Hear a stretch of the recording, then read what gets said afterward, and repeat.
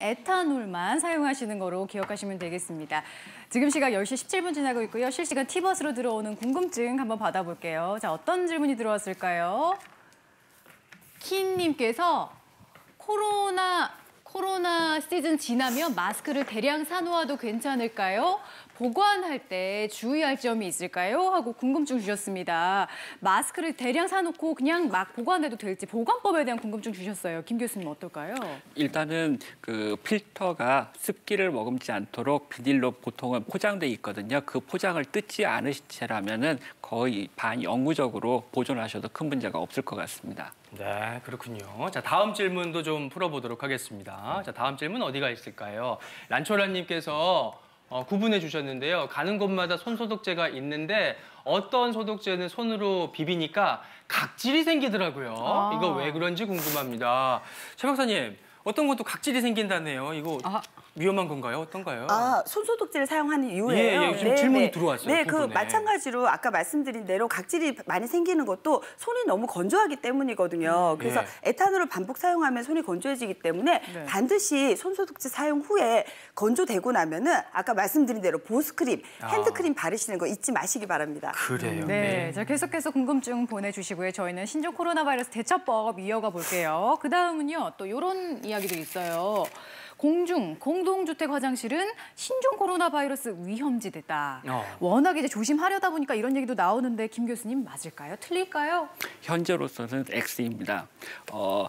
이번에 유행하는 바이러스의 이름이 코로나 바이러스잖아요. 네. 그래서 이 코로나 바이러스로 그 세계적으로 유행을 일으켰던 게 가장 대표적인 게 2003년에 급성 중증 호흡기 증후군, 다른 말로 사스라고 하는 게 있는데요. 네. 중국에서 최초에 발생한 다음에 홍콩으로 전파가 됐거든요. 그런데 홍콩은 주거 그 시설이 워낙에 굉장히 땅값이 비싸서 밀집해서 생활하시는 구조라서 화장실에서 아파트에 그 거주하시는 분이 그 발원지로 그 해가지고서는 그 수개층에 걸쳐서 그 감염을 일으킨 사례가 있습니다. 그런데 그조차도 분변에서 손을 통해서 입으로 해서 음식으로 그 섭취하는 거에서 감염된 것이 아니라 너무 많은 바이러스를 뿜어내면서 그것들이 공기를 통해서 그 접촉이 되는 이러한 호흡기 감염으로 그 전문가들은 보고 있거든요. 네. 그래서 화장실을 사용하시더라도 큰 문제는 없다라고 말씀드리고요. 최근에 외국에서 온 기자들이 우리나라의 그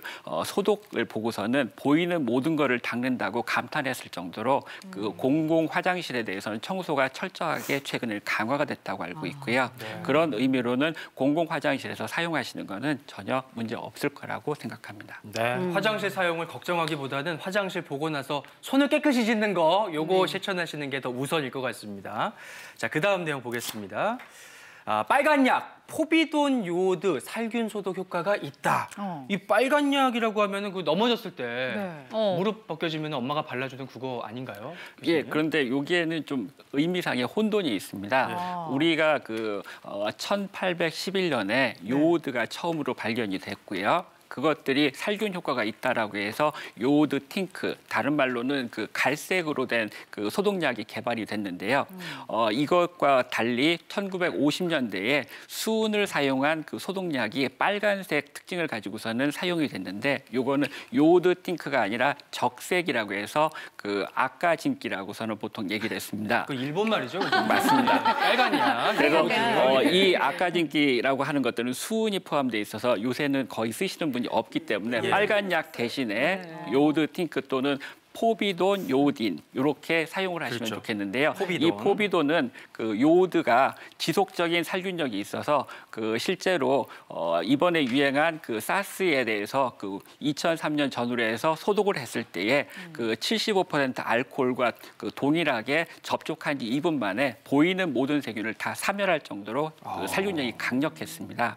그래서 이 부분은 그 지속적인 살균력을 보이고 효과가 빠르고, 그래서 포비돈 요오드는 굉장히 좋은 걸로 알려져 있고요. 최근에는 또 이누브의 그 스프레이로 사용하시는 분들도 있는데요. 이것들은 굉장히 낮은 농도입니다. 그래서 아이들의 그 결막염 같이 민감한 부분에도 이러한 그 포비돈 사용될 수 있을 정도로 좋은 거긴 하지만은 네. 갑상선 항진증, 그다음에 요오드에 알레르기가 있으신 분, 이런 분들은 주의해서 사용하시는 게 좋겠고요. 천식 같은 경우에도 만약 흡입했으면은 천식 증상이 악화될 수 있기 때문에 주의가 필요하겠습니다.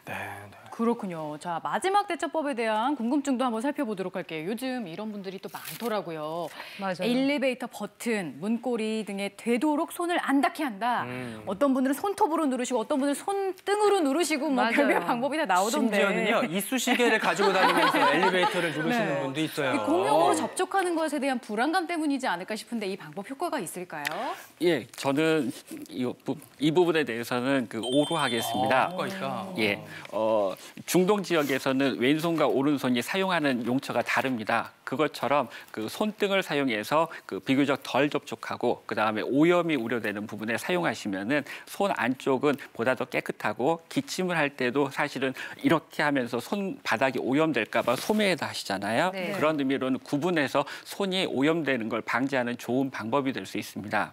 근데 저 같은 경우에는 책을 좀 보다가 이렇게 무심결에 손등으로 눈을 비비면은 네. 오히려 오염된 부분이 점막을 통해서 감염의 기회가 될 수가 있거든요. 그래서 보다 더 철저하게 습관적으로 구분해서 사용하실 수 있다면 그렇게 해야 되겠지만은 그렇지 않으면 자주 손을 씻으시고 가급적이면은 다른 물건으로 사용하시는 것도 좋은 방법이 될 것 같습니다. 네. 근데 이제 말씀하신 것처럼 이제 밖에서 손잡이, 문고리, 뭐 엘리베이터 다 조심하고 손도 잘 씻고 집 안으로 들어오지만 사실 우리 옷이라든지 뭐 신발이라든지 가방 같은데 세균이나 바이러스가 묻어서 따라 들어오지 않을까. 저같이 걱정 많은 사람들은 이런 것까지 걱정을 하거든요. 이럴 가능성은 없을까요, 교수님? 아니 당연히 있습니다. 네. 실제로 외국의 집안 구조를 보면은 출입구로부터 거실까지의 거리가 길게 돼 있고 외부에 주로 외출복을 걸어놓는 구조로 돼 있는데요. 당연히 외출하시면은 아파트 현관에 들어오시기 직전에 몸에 묻은 걸 일단 좀 털어주시고 그다음에 아파트 현관을 밀고 들어오신 다음에는 가급적이면은 빨리 탈의하셔서 베란다 쪽에 놓으시고서는 혹시 정말 걱정되신다면은 알코올 같은 것들을 혹시 재질이 변색이 우려되실 수 있기 때문에 소량을 한번 뿌려서 시험해 보신 다음에 괜찮다라고 하면은 뿌려서 환기를 충분히 시키신 다음에 다시 착용하시면 좋겠고요. 당연히 미세먼지나 이런 것들이 겨울철에는 문제가 되기 때문에 터는 거, 소독하는 걸 같이 하시는 게 중요하겠습니다.